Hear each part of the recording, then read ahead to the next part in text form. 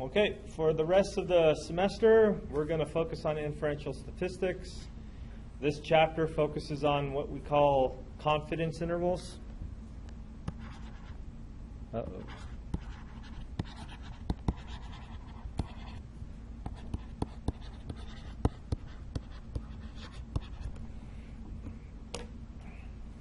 That's one big branch of inferential statistics. The other big branch of inferential statistics is hypothesis testing. So the idea is to use a sample to make inferences, to make assumptions or conclusions, to make conclusions about the whole population. And at the end of chapter 6, they discussed certain parameters that would be good to estimate by collecting the samples. And the parameters that we focused on were proportion, the mean, and the variance. Now, the standard deviation didn't work so well, but since the variance is the standard deviation squared, we can kind of tweak our assumptions and work on the variance, and then at the end make conclusions about the standard deviation, because they're just a square and square root relationship.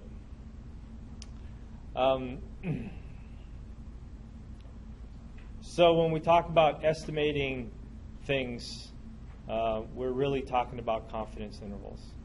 And the phrase that probably would stand out as an example for this is that when they talk about voting and they say somebody has a 3-point lead or something like that, plus and minus, when they say plus and minus some percentage of something, they're talking about some sort of confidence interval there. There's a plus and minus error that they're going to account for, and those errors are computed via the sample size that they collected and what they know about the population and some other assumptions.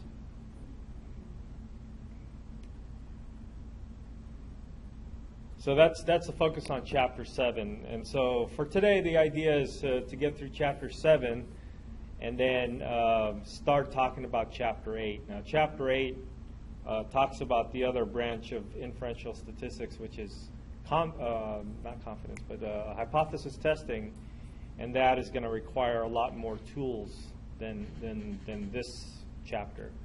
And so that one I know for sure we're not going to finish that tonight, but we'll get a jump on it today, and then finish talking about it on Tuesday next week. All right, let's take a look at the overview here.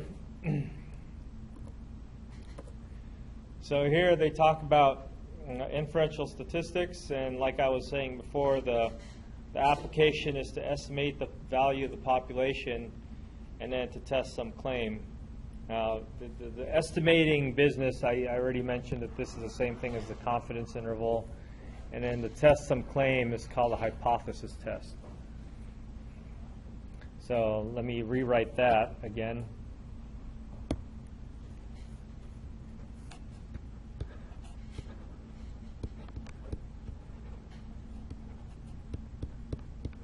So the first one is confidence intervals,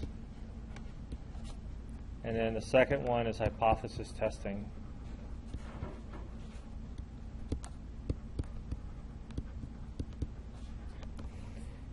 When they say test the claim, and so from now on when you hear that phrase, you'll hear it a lot more after Chapter 8. Whenever you hear that phrase, you think hypothesis test. Here they talk about the second bullet point, introduce methods in estimating values for the proportion, the mean, and the variances. Those are population parameters, they call it. And for 3 of these sections, really for 2 of these sections, they're also going to introduce figuring out a good sample size so that we can have a sound observational study. And by that I mean, if somebody wants to study, there was an example that I saw a while back on monkeys. They needed to study monkeys, and ideally, the more monkeys you have in the study, the better results that you're going to get. But because monkeys are expensive, and in the study that you might actually kill the monkeys and stuff like that, so you don't want to use too many monkeys. You have to find a balance between the effectiveness of your statistics versus the practical cost and whatever else you want to include into the mix. You want to find a balance of figuring out a good sample size so that your study will be meaningful. And so for the proportion and for the mean, we'll take a look at this idea of figuring out a good sample size. And for the standard deviation, it's a lot more complicated. So they just give you a table, and we'll take a look at that table and how to use that table to get through your homework. But I won't ask you anything like that on the test, because I don't know if that's really all that helpful. All right, let's get into it. So when the book talks about these things, and the presentation, PowerPoint presentation talks about these things, they talk about these things from the perspective of using tables and formulas and stuff like that, which I think the tables are, I told you how I feel about tables. They're kind of useless, but they've been around for a while. I think it's good to just study for the sake of studying how they used to do it in the old days. But I'll also be talking about how to approach this from a calculator point of view, which will be most helpful for the test. Yeah? Remember the last time you showed us that table that had the variance, and it had a whole bunch of different sample parameters, and then it showed which ones were good for us? Yeah. So that's not in the book. I thought it was. Because in the homework, they're asking you to work it out. Yeah. And I'm not really sure where to go to find out.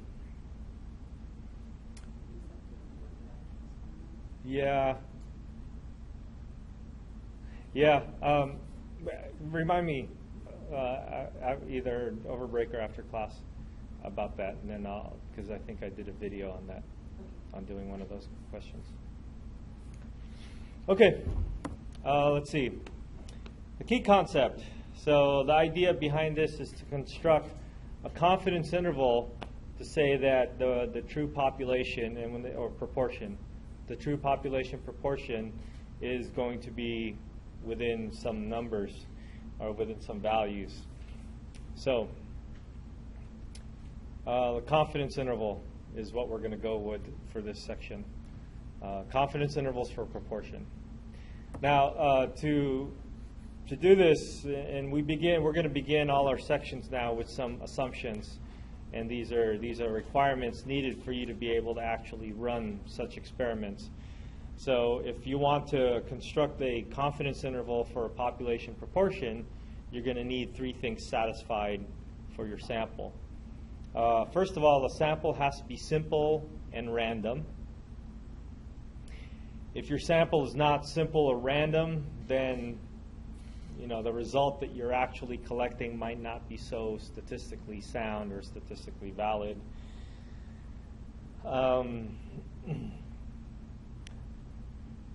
The condition for the binomial distribution is conditions are satisfied. So they talk about 4 conditions back then. They talk about having a fixed number of trials. They talk about each trial being independent. They talk about the idea that this is going to be a success or a failure. falls into one of two categories, and then they talk about the trials have a constant probability for a success. So, more importantly, the N and the P, or the sample size and probability, are needed.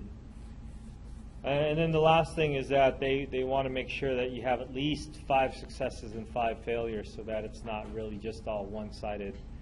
And because if it's one-sided, then your binomial distribution is going to get all skewed. And if it's too skewed, then and too small of a sample, then this might not work so well. So they ask you to verify these things, and I don't know if they asked you that in the homework. In the test situation, we'll assume that all this is verified, and we'll just kind of skip over this. But I think when you're looking at it realistically, and you're deciding to run such experiments, then you want to make sure that you have these things working out. Notation. The hard part about this notation for the proportion is that it's P, and we've seen P before with the probability for binomial distribution, capital P for probability in general. So this kind of might confuse things a little bit, but when we take a look at the difference between these P's and those other P's, then it kind of makes sense. So P, little p, this is a little p, it's a population proportion. And in general, this is going to be an unknown quantity.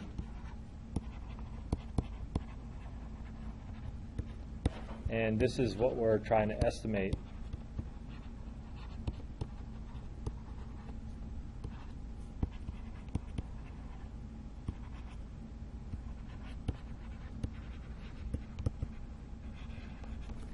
So the idea is that we don't know anything about the population proportion.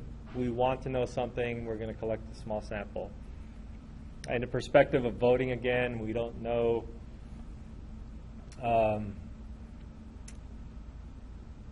Let's take a proposition in the last election. Do you guys remember any of the propositions in the last election? Is anybody really all into that midterm election that nobody really cares about? Let's say Proposition A. I don't know. So the idea is that we want to know what proportion of the population voted for A. And so because we don't know it, we're trying to find out. What we're going to do is we're going to collect a small sample, maybe a large sample, and then figure out what happens in that sample.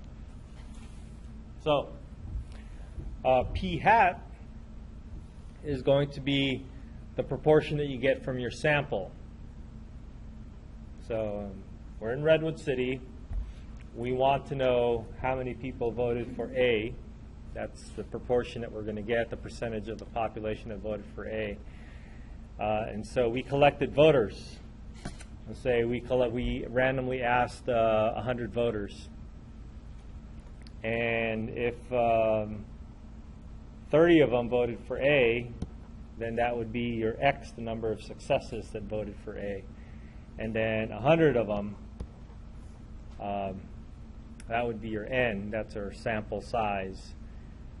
And so our proportion for the sample would be the number of people that voted for A, which is 30, and then the number of people that was polled, which is 100. So the P hat would be 30% or 0.3. And so P hat is different from P because P is the population proportion, and we don't know that. And that's what we're trying to estimate. And so P hat is our sample proportion, and based on our sample as well, we also introduce this Q hat. Remember the relationship between P and Q before.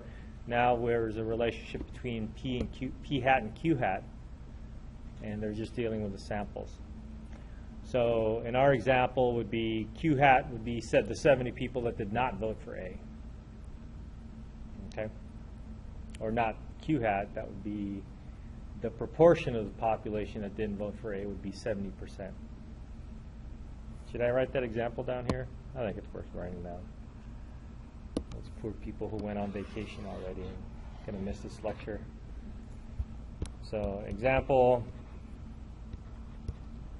who voted for Prop A in Redwood City? So that's proportion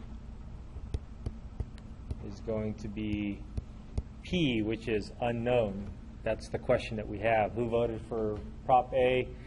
Whatever proportion there we can get is the proportion that we would guess.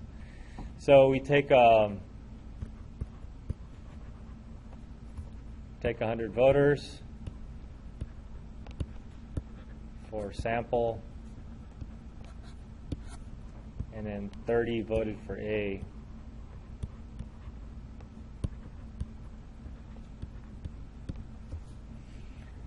So then we'll call voting for A to be a success. Then the number of successes, X is equal to 30, N is equal to 100. So our P hat is going to be 30 over 100, which is 30%, or 0.3. And then that gives us our Q hat,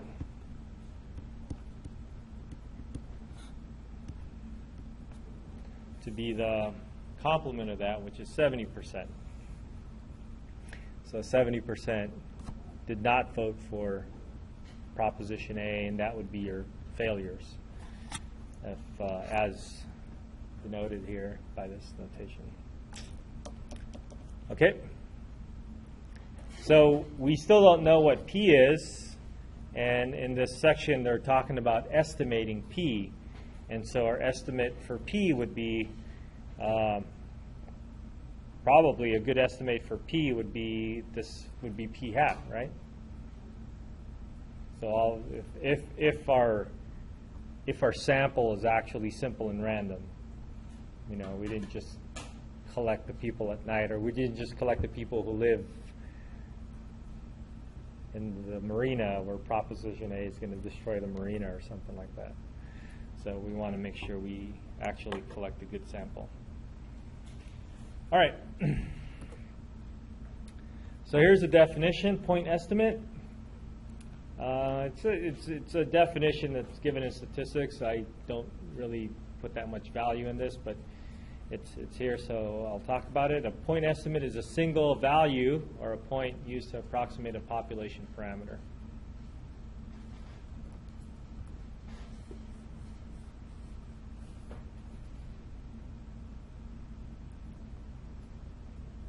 Just for the sake of definitions, that's what that is.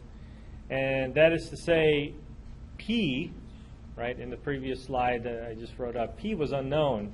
We don't know how many people actually did vote for Proposition A. So P was unknown. So what would be the best guess if you collected a sample, collected 100 people, and you asked them if they voted for this? What would be your best guess to be your point estimate? Well, turns out that whatever you get in your sample is probably going to be your best estimate for the population.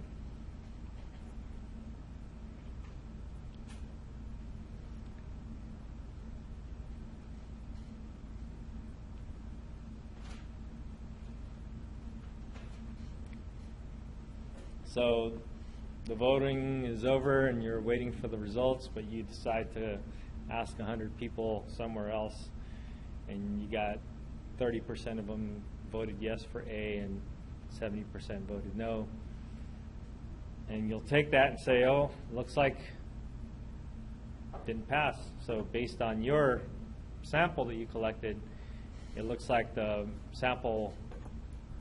population proportion should be equal to the sample proportion. Now, of course, it's not going to be exactly equal to it, right? So we got 30%, but maybe it's 30, maybe it's 50%, who knows? But the idea is that just as an estimate, this is the best estimate we can come up with. Now in statistics, we can encompass this to an interval with a plus and minus. So we can say 30% plus and minus some margin of error, and that's where we're going to go with the confidence intervals. But we have to start with a point estimate in the beginning, and the point estimate is just a sample statistic, whatever that is. So here's an example. It's kind of weird. They do an example and they give you the answers already, but they don't tell you how to get the answers, and we'll figure out how to get the answers. But in this example, there's 829 Minnesotans that were surveyed, and 51% of them are opposed to using the photocop for issuing traffic tickets. You guys ever gotten a ticket from a photo? Running red lights? Belmont has a lot of them. El Camino. I never got one, but I always feel like, it was yellow. It was yellow when I went through. Yeah. But I see them all the time. They make these big flashes and stuff, especially. I think, oh, somebody's in trouble. Okay, so 51%. Use the survey results to find the best point estimate of the proportion of all, and we should underline all, adult Minnesotans opposed to use photocops. Well, it seems like the best answer would be 51%, right? That's exactly what it is. So our best point estimate turned out to be 51%. It seems really silly to bring this up, because what they're saying is that I want to know what P is. I don't know what P is equal to. So I'm just going to guess that P should be P hat, approximately equal to P hat. And it seems really obvious, and it is really obvious, but that's, we want to make sure we, I don't know. Confused? Make sense? All they're saying here is that if you want to approximate the population proportion, just get your sample, and whatever you get for your sample would be your best point estimate. Okay? Maybe we can leave it at that. So our best point estimate is the same as the population proportion. All right, now let's talk about a confidence interval. Now this is where statistics is going to come into play. We're going to take our point estimate, and then we're going to subtract some margin of error to it so that it now becomes an interval. And based on that interval, we can present some more statistics that would make a little bit more sense, or that would be more sound. So confidence interval is a range of values used to estimate the true value of the proportion parameter, and sometimes we call it CI. I'm only going to call it CI if I'm writing it really fast and I feel like I just don't want to say confidence interval, but usually I just say confidence interval. So,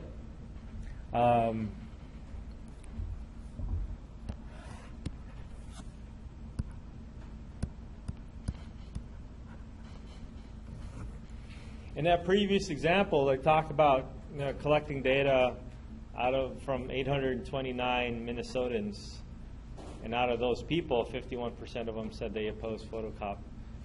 So if they're going to try to generalize this to all of Minnesota, which is a fairly big state, they can't just say, oh yeah, 51% for sure. 51% of Minnesotans don't like the photocop. So that one specific number is, I think, a little too specific for them to just pinpoint and say, no, there's only this 51%. So what they're planning to do in this case is they're planning to add and subtract some margin of error to allow to make this more valid, a more valid statement not just saying 51% exactly. They say, maybe they'll say 51% plus or minus 3 or 4 percentage errors or whatever that is. So that margin of error is what we're going to focus on and compute and study. Okay? All right, so how do you figure out how big your margin of error should be? It seems like, let me redraw that 51% business again.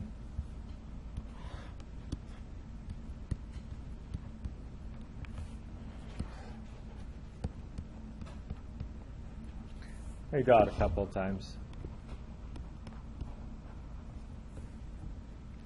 So in the number line, I have 51%.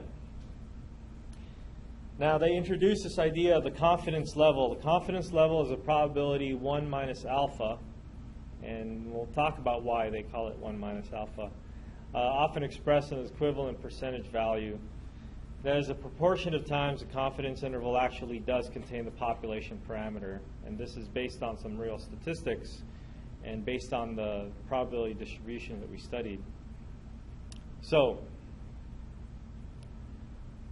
they say it's 1 minus alpha because alpha is usually, alpha is called the significance level. It's not here.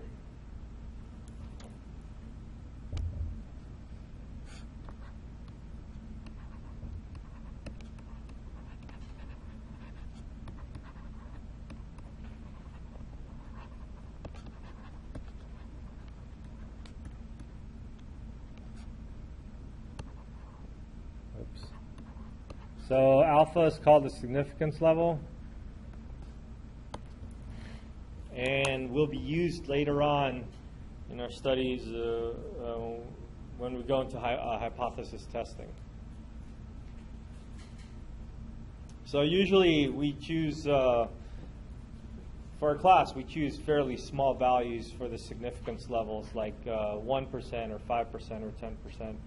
In social sciences, you probably can allow for a little bit more latitude, and they start talking about 20 or 25% significance level for their studies to be valid, because they're talking about psychology and sociology and human behavior and stuff.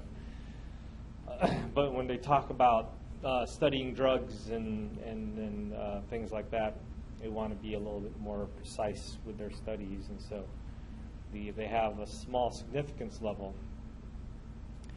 which allow for more or less confidence depending on what your choice is. So if your alpha is 10%, then your confidence level is 90%. So there's that relationship. If your alpha is 5%, then your confidence level goes up to 95%. So the smaller your significance level, the higher your confidence is. And so a significance level of 1% says that you're 99% confident.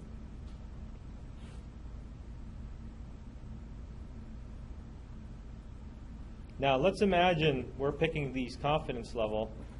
Maybe I'll just do 2 of them. So I'll do 2 examples of confidence levels, and I'll make some exaggeration, but I'll ask you, if I take a poll of 829 Minnesotans, and I got 51% of them opposing photocops, and I want to write this in a report, I want to be 99% sure. I want to be 99% sure that my report is going to be accurate. So I say 51% plus and minus some level, some margin of error. Is that margin of error going to be large? And am I going to get a larger confidence interval? Or is that margin of error going to be small? I want to be 99% confident. I want to have a high level of confidence for this report. So if I pick a really large confidence level or a high confidence level, then my interval would be large. Does that make sense? I probably wouldn't say, from 0 to 100% large, because that's kind of pointless, useless.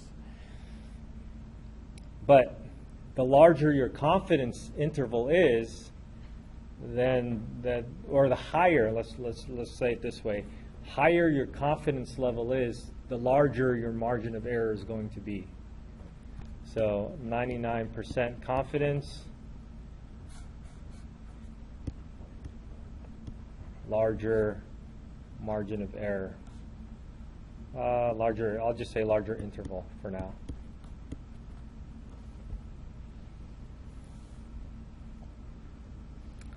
Now, I want to compare this if I want to be 95% confident. Let's just say 95 was a small number. Well, it is smaller than 99%, right? So if I want to be 95% confident, if I want to be 80% confident in my study, then should this be large or small? Then this confidence interval can be smaller, right? I'm just not 80% confident, so maybe this is going to go from 50 to 52. So with a smaller confidence interval, I can be 80% confident that this is going to be okay.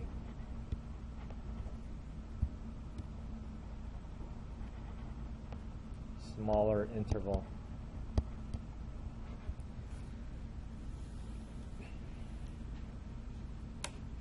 So what we're going to do is we're going to figure out how to find out the margin of error, because we're going to use our point estimate, and then we're going to add and subtract a value to it so that we can find your margin of error.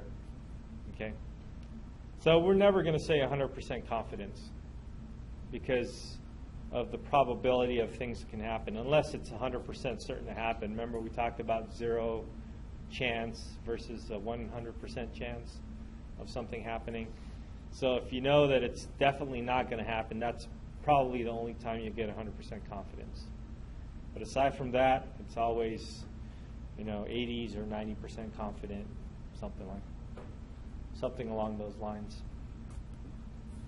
Okay, so that's the confidence level is defined, and the confidence level is going to help dictate how large our margin of error is going to be.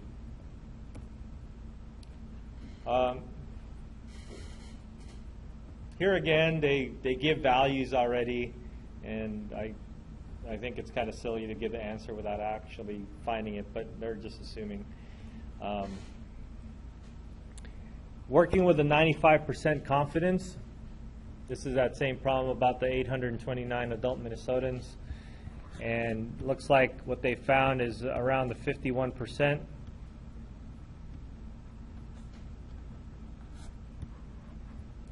They go as low as 47.6 to 54.4%.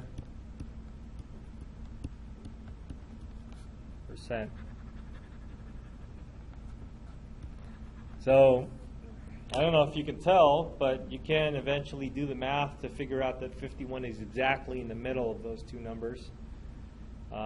If you find the average or the mean of 0.476 and 0.544, you'll see that it should be 51. And with a 95% confidence, you can say that the true value of the population of Minnesotans who oppose the photocop is between 47% or 47.6% and 54.4% with a 95% confidence.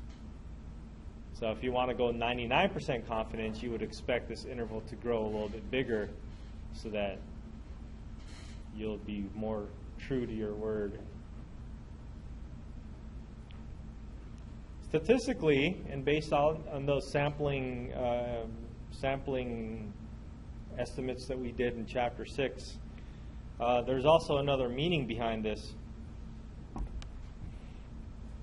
And this is a little bit more complicated, a little bit more difficult to grasp, but what they're saying here is that if, and this is not practical, but if you take all the Minnesotans and then you just randomly select 829 of them, and then you figure out the proportion, and then you take another 829 of them, and you figure out the proportion, and you take another 829 of them, and you figure out the proportion, and you keep doing this. Let's say you do this 100 times. Then 95 out of 100 will actually be within this interval, the proportion of those who opposed it.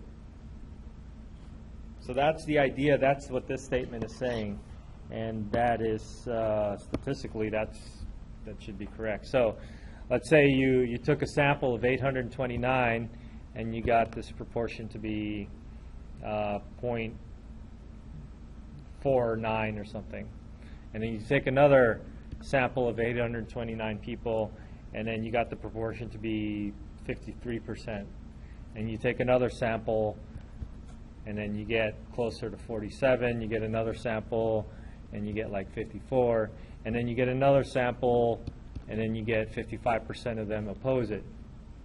And then you take another sample, another sample, another sample. So the idea is that out of 100 samples, the same sample size, 5 of them will be outside of your interval, and then 95 of them will be inside your interval. So what they're doing is they're relating the idea of confidence, your degree of confidence, with an actual percentage that's used in the normal distribution. And you know those sampling distributions in Chapter 6, that's what this is all about. So if you can, dig deep in your brain and understand it, that's great. If not, then don't worry about it. There's a level of understanding here that I think you should try to reach, and it doesn't have to be that deep.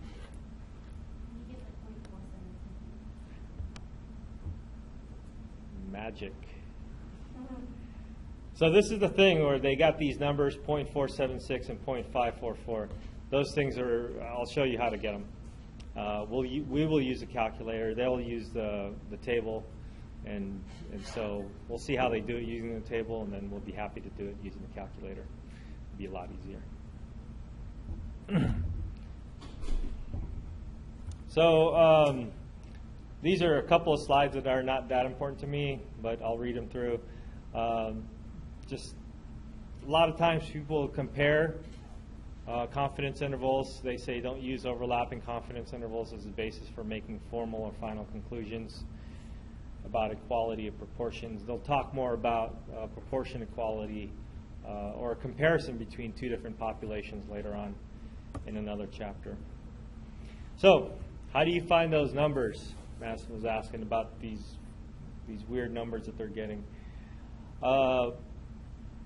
It's a several-step process, and one of the first steps is finding a critical value.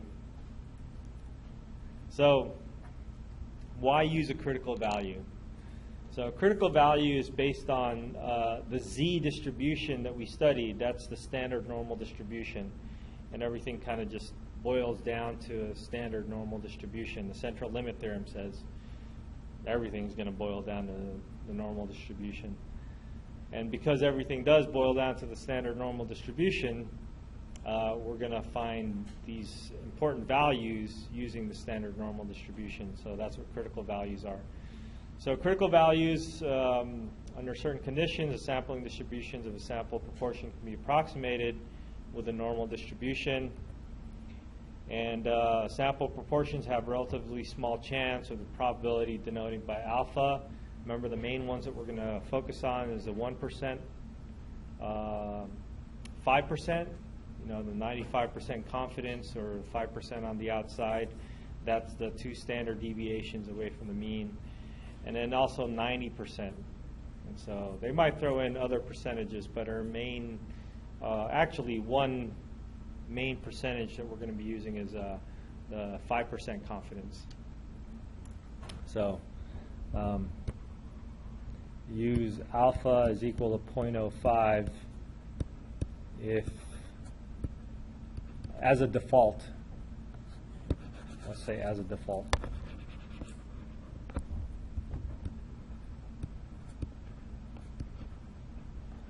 So when you're doing a problem and you're looking for an alpha, or you're looking for a degree of confidence and you don't find any, we'll just assume that it's 0.05.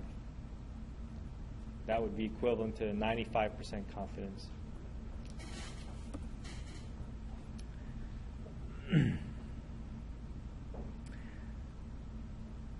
So another part of this exercise, which probably is something that I tried to stress in Chapter 6, so I haven't looked at your exams yet, but I'm hoping that when you guys were doing some normal distribution problems on the exam that you actually drew the bell-shaped curve.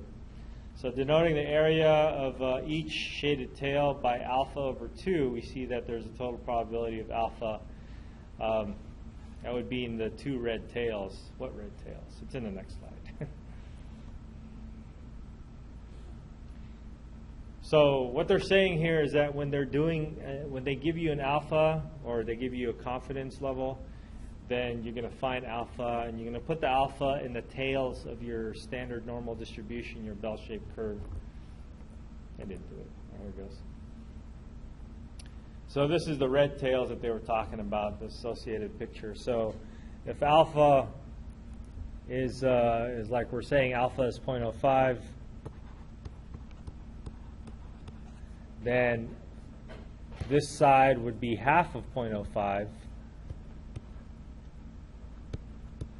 and then this would be also half of 0.05, and alpha is just going to get cut in half.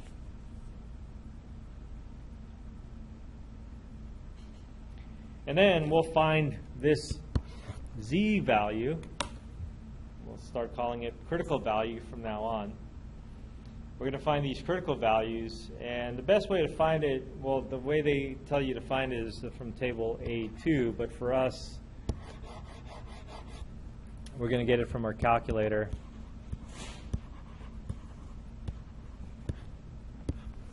Using the inverse norm.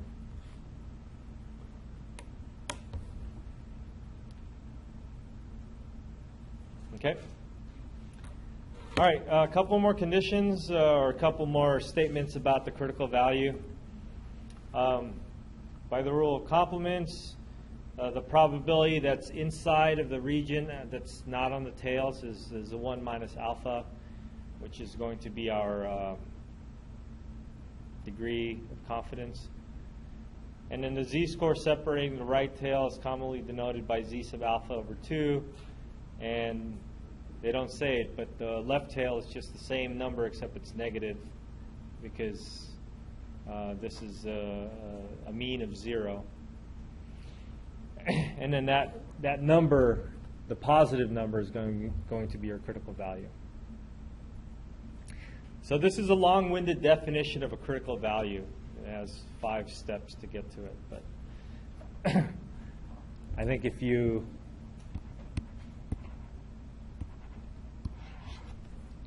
just kind of look at this picture and write on it, then you'll probably see it.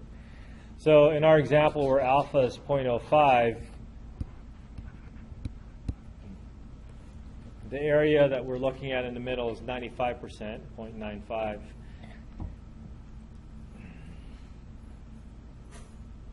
So if we take the inverse norm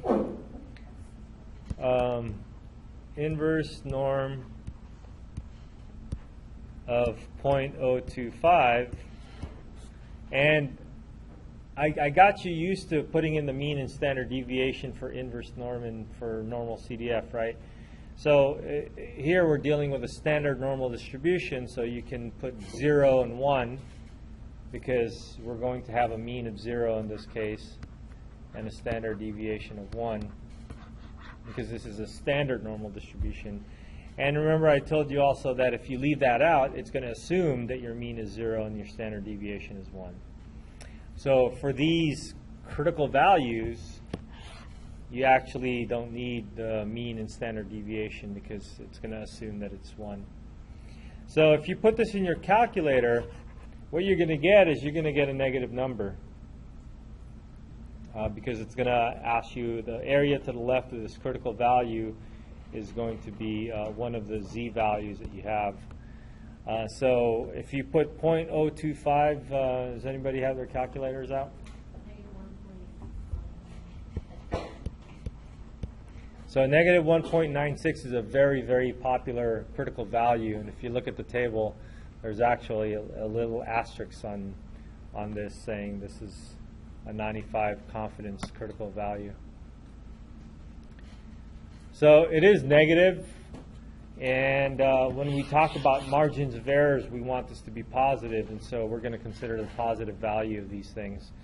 And so this critical value, z sub alpha over 2, is going to be the positive 1.96.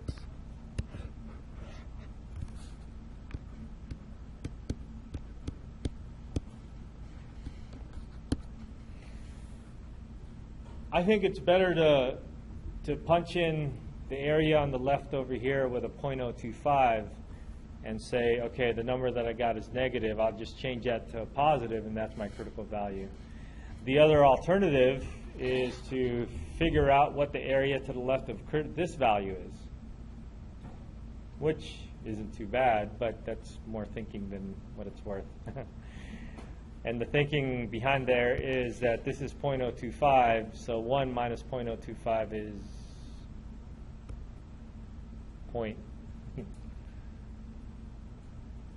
.975. So if you put .975, if you put .975 in the inverse norm in your calculator, then you should get the positive 1.96. Yeah, good. And so you can do that in your head, or why not just put 1 minus .025? But that's getting more confusing. So I would just say your critical value is positive, and if you find this critical value or this z value on this side of your bell curve, and you know that your actual critical value is on the right side of the bell curve, then just change your negative to positive, then you're all good. Your critical value is always positive.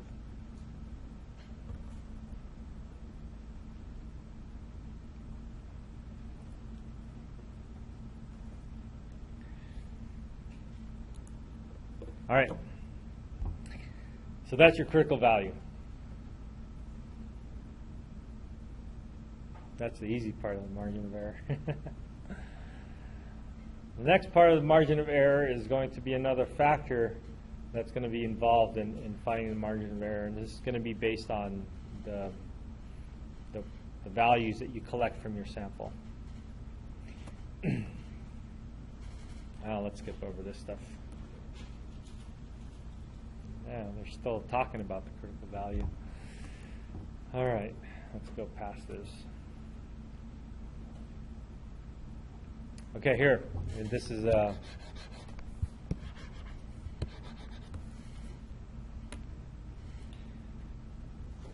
so this talks about the margin of error business, and it tries to explain what it is. When data from a simple random sample are used to estimate the population proportion, margin of error is a maximum likely difference between the observed value or your point estimate and the true value of the population.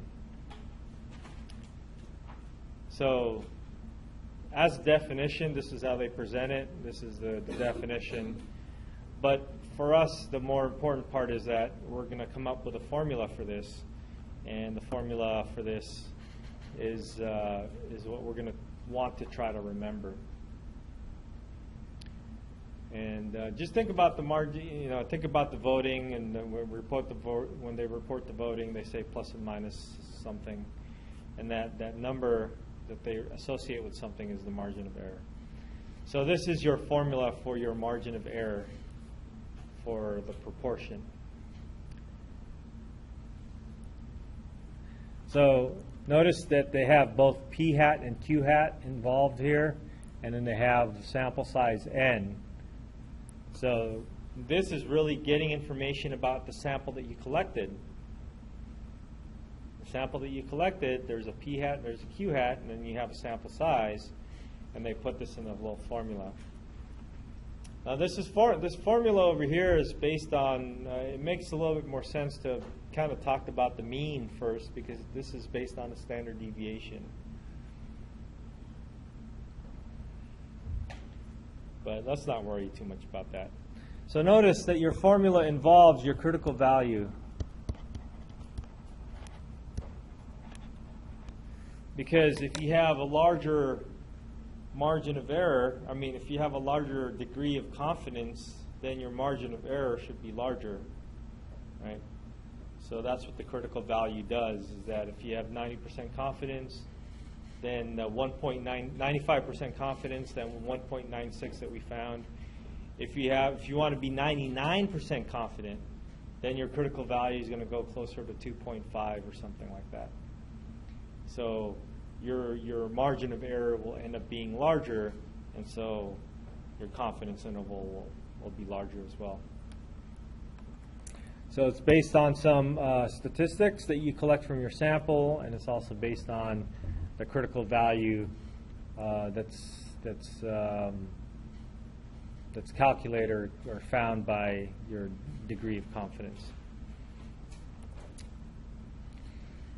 So a few ways to write this. You can write this as a confidence interval, as an interval where you have a number and another number, and those numbers are based on some simple adding and subtracting the margin of error. And then you can say your population proportion, which you never knew and you probably never will find out, but you can say that your population proportion is probably between these two numbers. And you can say that with something percentage confidence. And this is the way I'm going to ask you to write your answers. Now there's a few other ways to write this. You can write this using an interval notation with the parentheses. You can literally say p hat plus and minus e, but I think I'm going to want you to write it like this, because this is going to involve your population parameter that you're estimating, and that this is telling me that if you put a p here in the middle, it's telling me that you know that this stands for population parameter, and that is exactly what you're estimating. Versus putting in something else like a mu, which is for the mean, or a p hat, which is not a population parameter, it's a sample statistic. Here are other ways to write it. This is the parentheses notation I was talking about. This is the plus and minus notation I was talking about. Again, let's write it like this. And we'll see some examples. The round off for this is 3 significant digits as a round off rule.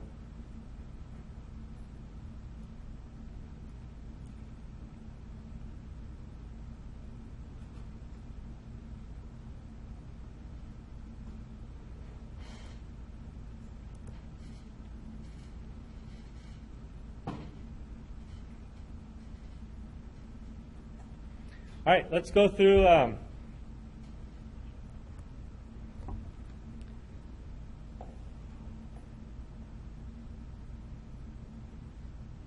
let me just go through this real quick and then rewrite my own based on the procedure that I want you to go through based on using the calculator.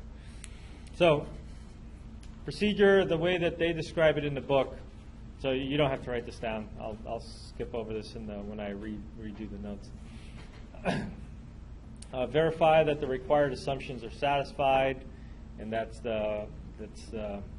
change the requirements, but compared to how we had it before. But if you multiply n times p and n times q, it should be over 5% or over 5. They want you to find the critical value from table A2, which we're not going to do because we're actually not even going to find critical values. We'll see how to do that. Evaluate the margin of error, and then do the plus and minus business, and then round off to 3 significant digits. Okay. So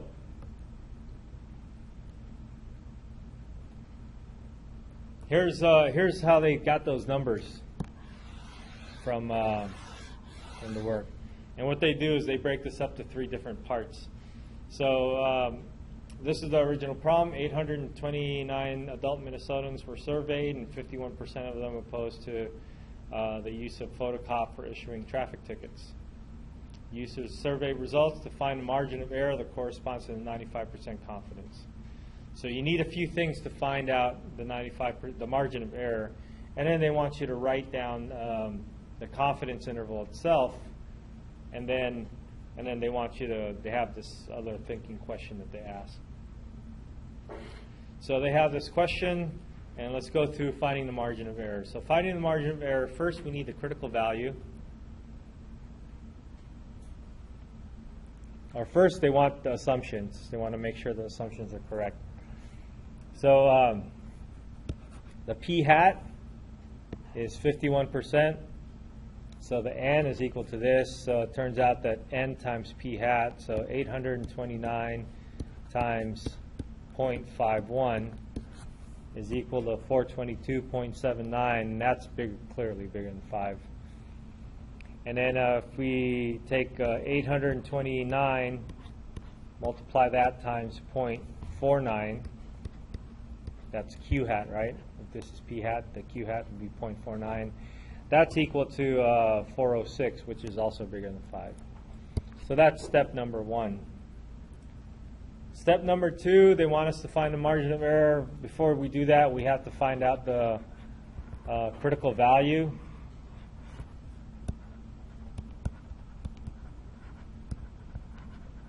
So the critical value is 1.96. We did this as an example as we were talking about critical value.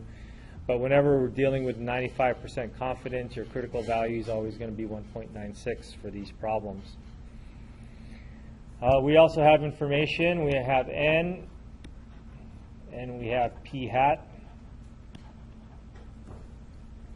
So p hat is 0.51, which gives you q hat as 0.49, and we have n. So you put those 3 numbers plus your critical value into the formula for the margin of error, and the margin of error is 3.4%.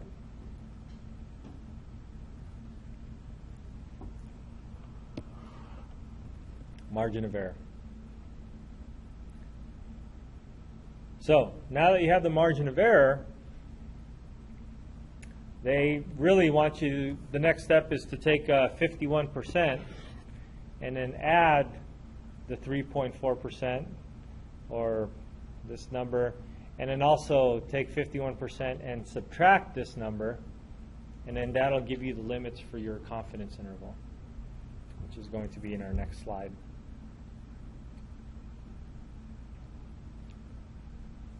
Okay, you guys are copying? It'll be in the notes. So this is what they do over here. So they take the 51% and then they add the margin of error that they found.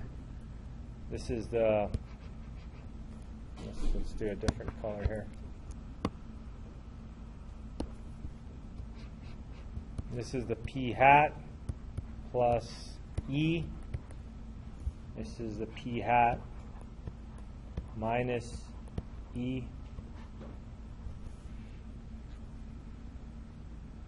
So the p hat plus e, p hat minus e, and then you eventually have this for your final answer. So your confidence interval is going to go between 0.476 and 0.544. So you asked where that came from earlier. This is where it comes from. It comes from that formula. Okay?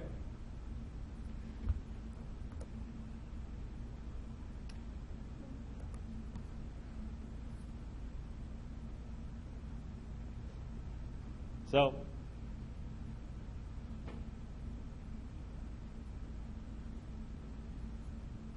that whole process required a handful of things.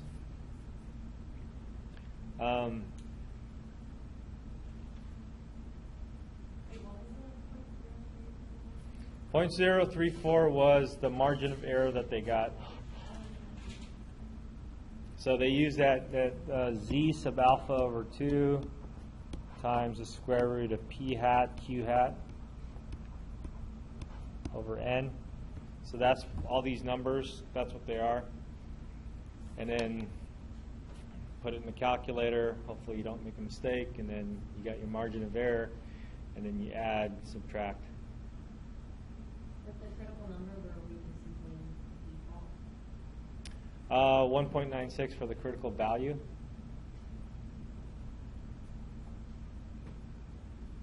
The p hat is 51%, 0.51.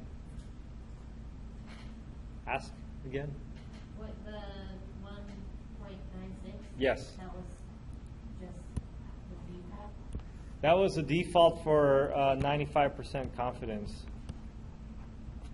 So whenever it says 95% confidence, it'll be 1.96? Yes. When they say 90% confidence, it'll be something different. When they say 99% confidence, it'll be something different.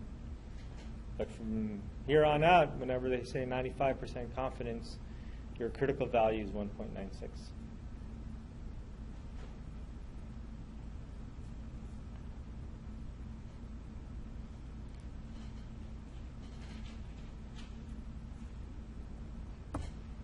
Okay? So I think before we get into the the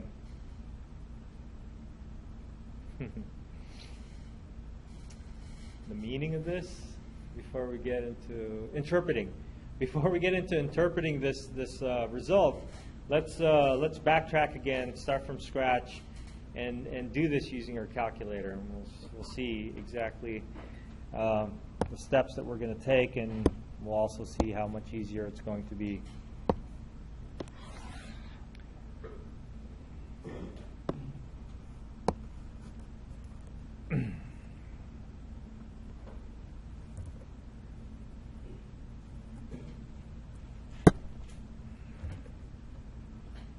So this is our problem. And this is our calculator. So the nice thing about the TI-83 and 84 is that they have a lot of built-in statistics. And if you don't have an 83 or 84, then this would be a lot more complicated. And you probably have to do it the way they did it, using the formula. But here we have a whole slew of these inferential statistics commands. Let us go to stat and arrow to the right to tests.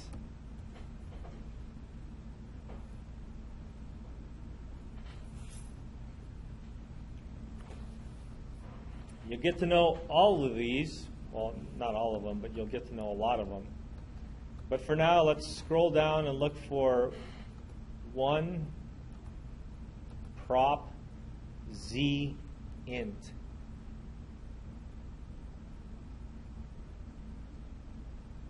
One prop z int.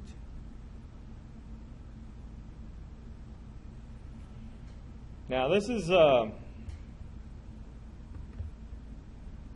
probably a good thing to discuss real quick.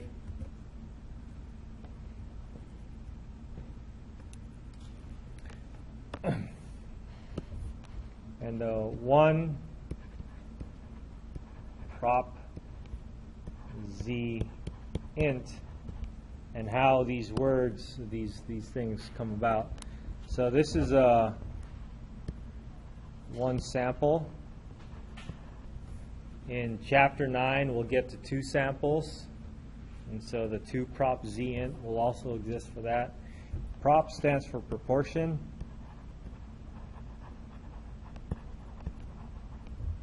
Z stands for the distribution that we're looking at, Z distribution. And when I say Z distribution, I mean the standard normal distribution. And that's the only one that's going to be called a Z distribution. The other distributions will also, we haven't studied them yet. We'll see one more, oh, we'll see 2 more today. And we'll talk about those distributions real quick. And int stands for interval.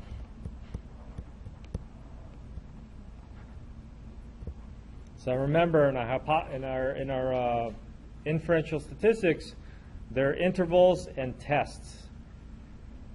So I don't know if you noticed when we were scrolling down, but there is a 1 prop Z test there too. So that's a hypothesis test for proportion. All right.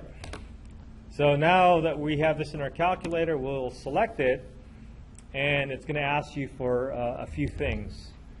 It's going to ask for an X, an N, a C level, confidence level, and then calculate is just the button that you press. Let me clear this out first. All right, well, let me go down until I get a value for it. Do you guys have any values in yours? 0 and 0. All right.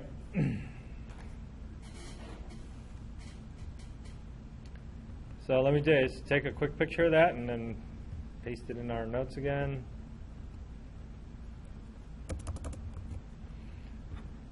So the X is the number of successes, right? And it's the same X that we kind of took a look at.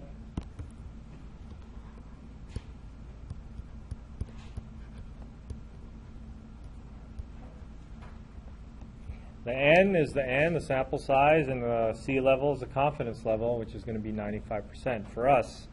And if we decide later on that we want to do the same problem with a 99% confidence, we can figure that out easily. So the tricky part about this particular problem is that we have N and we have P hat, but we don't have X. So how do you find X? Now, say it again. 51% of 829. So there was this formula that said P hat was equal to X over N. Well, if you're looking for X, then X is going to equal to P hat times N, which is to say 51% of, remember the percentage and the of business. So in this case, X is equal to 51%, that's 0.51 times 829. Now the tricky part about this, I don't know if this is tricky, but if I type 0.51, and I can, just type 0.51 times 829 right here, and I press enter, I'm going to get 422.79. Now, in a test situation, when you're running along and doing this and you're calculating it, you're kind of in a zone, right? And you press enter and you say, oh, I got an error. What's that?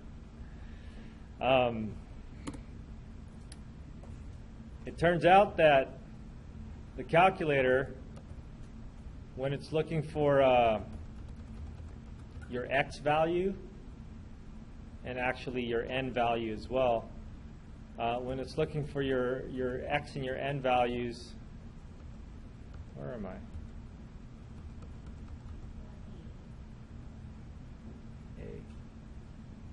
There it goes. Thanks.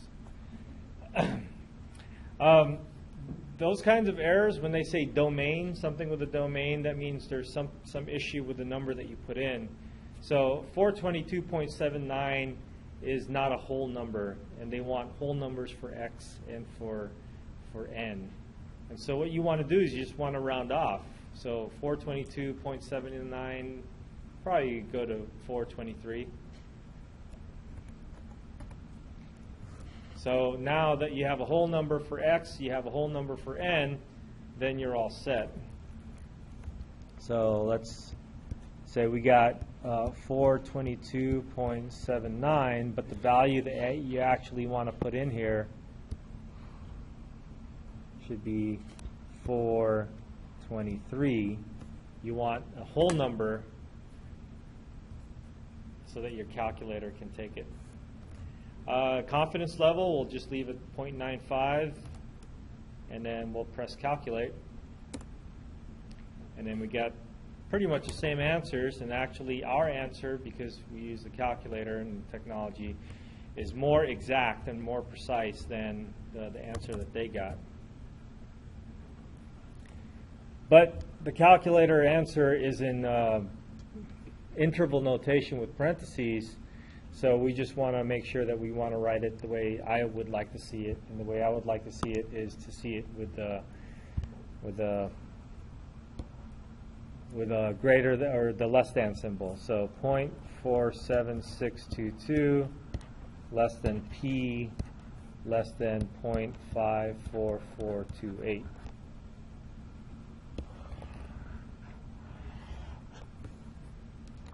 Okay? So notice we didn't even have to dig into the critical value. The calculator did that for us when they asked for the confidence level. We didn't have to use that margin of error formula because you can get all that information from the x and the n. As long as you know the x and the n, you can find p hat, q hat, and everything else that you need to do for this particular problem. And the calculator does all that in the background. I think it'd be good for you to know the formula, and I may still test you on what formula do you use for this, that, and the other thing. But in terms of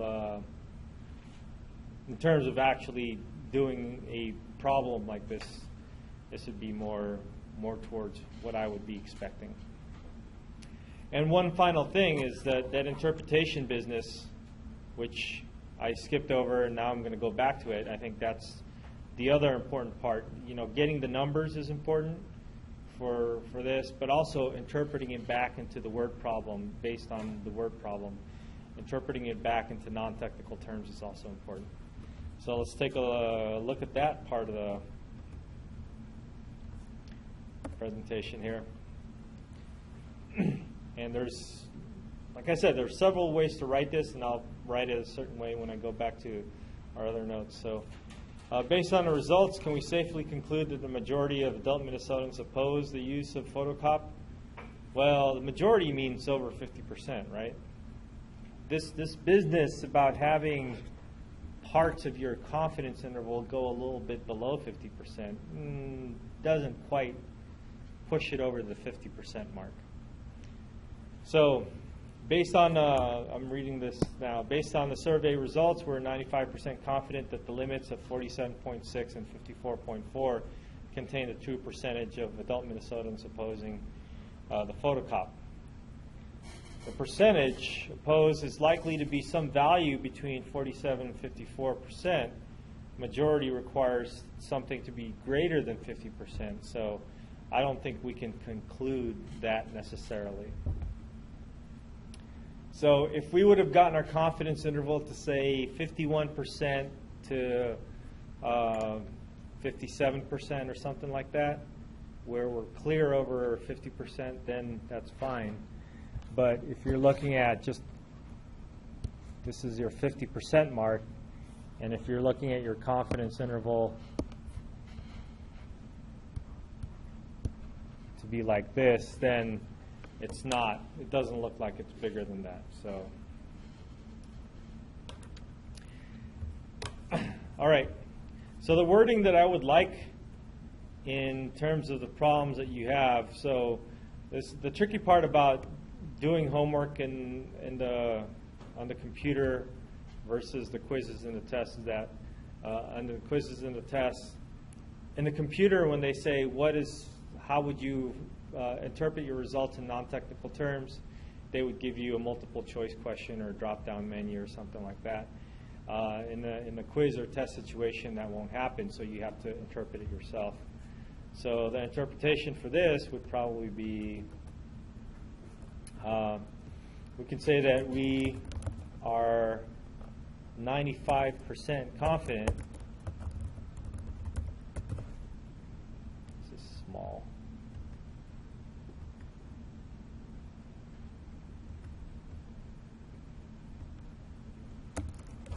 That the true proportion is between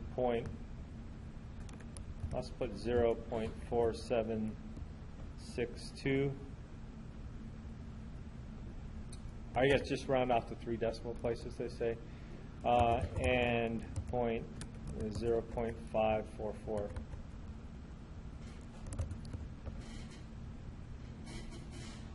So this would be a good interpretation for this problem.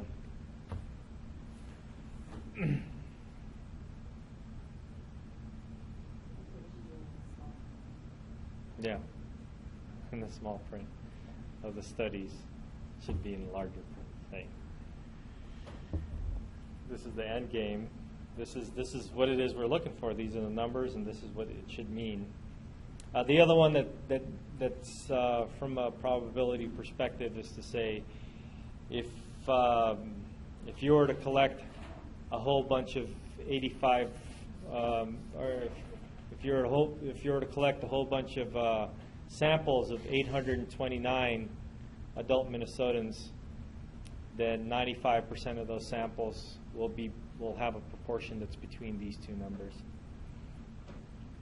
I think that is a little bit harder to grasp from a statistic or layman point of view, because that is kind of based on studying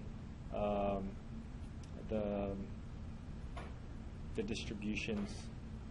So I think it's better. This is better to. It's a simpler explanation of your results. All right.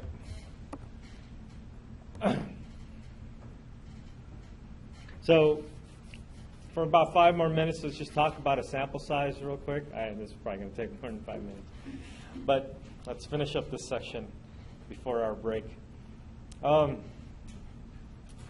Talking back about the idea of how large should your sample be is determining the sample size business.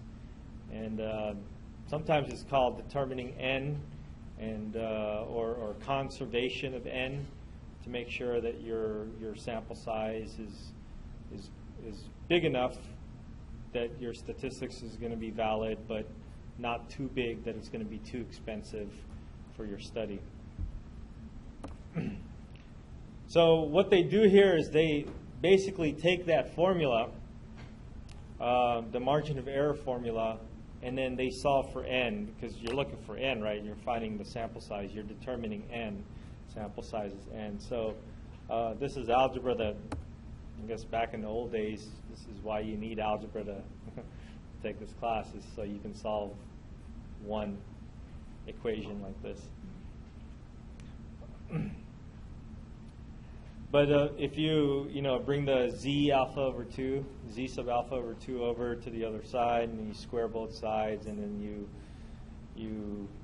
do the reciprocal and do all the rest of the stuff, then N is going to be equal to this. So this is going to turn out to be your formula for N. Now usually, to figure out how large your sample should be, one is going to know something about how much your margin of error should be, and what confidence you want to be. You want to be, how confident you want to be. So the tricky part is sometimes P hat and Q hat is based on a sample already. P hat and Q hat, remember what they were? They were based on a sample that you collected. Well, this is assuming that you haven't collected anything yet. So this is kind of a weird situation. So P hat and Q hat will have to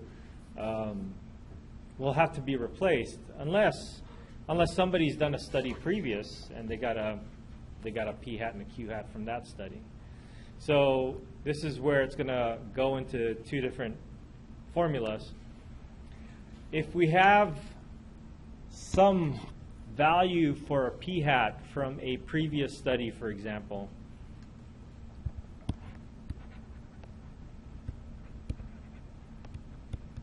or somebody is fairly certain that they have a good estimate for the proportion,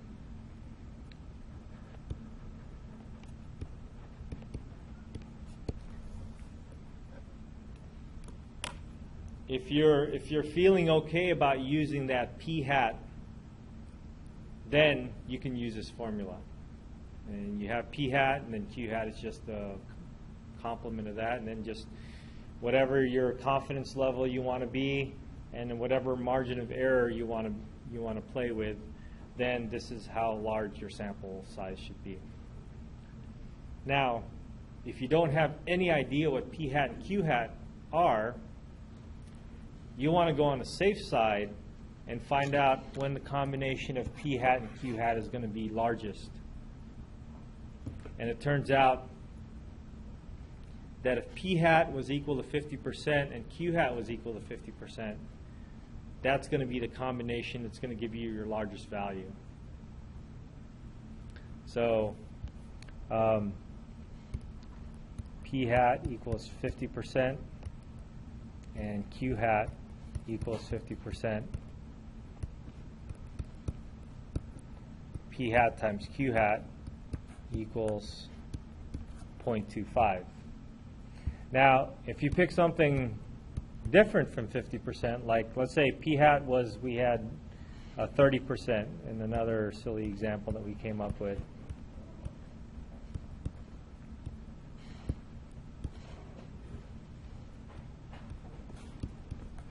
Then if you had 30% and 70%, then if you multiply that, that's 0.21%. So it's going to give us something smaller. But if you give us something smaller, then your n might turn out to be too small for it to be statistically sound. So if you can find any other combination of p hat and q hat that's going to give us larger than 0.25, then that's what we would use. But it turns out that there's no other combination of p hat and q hat that would give us a larger value. This is the largest value we can come up with. So if you know nothing about what you're studying and you want to try to find a good sample size, you're going to assume that p hat and q hat are 50%. And then based on that assumption, you're going to get a larger n, but it probably will be more valid. All right, let's do some quick examples. This is this one example will cover the two scenarios. So here they say a sociologist wants to determine the current percentage of U.S. households using email, and this is an old study because in 1997 we don't want to base our study on 1997. So this is an old study. We probably don't want to use this for this first one. In any case, so we want to know how many households use email. And we want to be 95% confident. And we want to have a percentage that has an error that's no more than 4 percentage points. So you always have to look for two things, maybe more, but at least two things. You need to find the confidence level, and you need to find your margin of error. This 4 percentage points turns out to be your margin of error.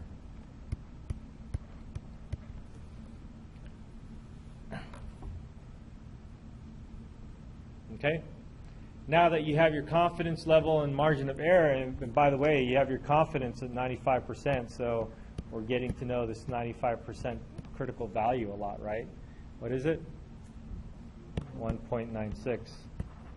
Okay, remember, if that changes to 90% or 99%, then you'll have a different confidence level. But at 95%, your critical value is going to be 1.96. So before we actually do A and B, let's look at them together and see what the difference is. So part A says, use this result from an earlier study in 1997. It turned out only 16.9% of U.S. households use emails. So if you know this, then this is going to be your p hat. So your p hat is going to be 16.9%, and that's going to give us a good estimate for n.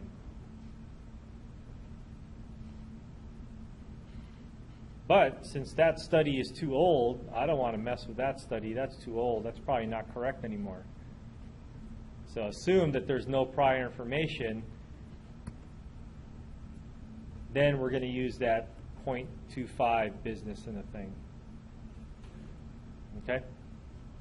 So this is the difference between the two formulas.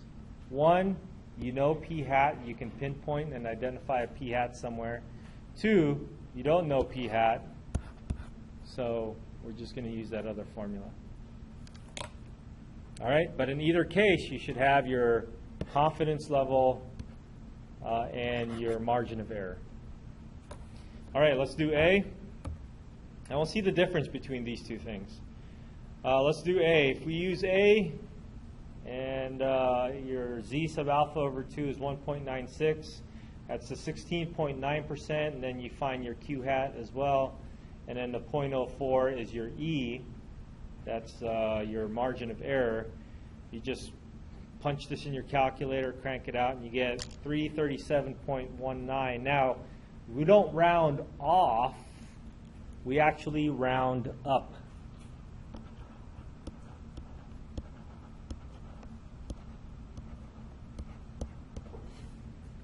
So if you were to round off, your answer would be 337 because you have a 0.1 right after it. But for these problems, when we're looking for n, we're always going to be rounding up. So we're going to go with 338 households. That's not a very large number. That looks like it's manageable. Okay, so let's keep that number in your heads, 338 households. That's a small number. It's a good way to study. Now let's assume that we don't know anything about this. So that's part B. Assume we don't know anything about this, so we can't use p hat anywhere. So we're going to use 0.25 for the p hat times q hat portion of it. And if you look at that, all of a sudden your n doubles, almost doubles. So now you got 601 households to study. That's a lot more to study. But I would go with 601 households because that other p hat that we got was really old. 1997 was a long time ago.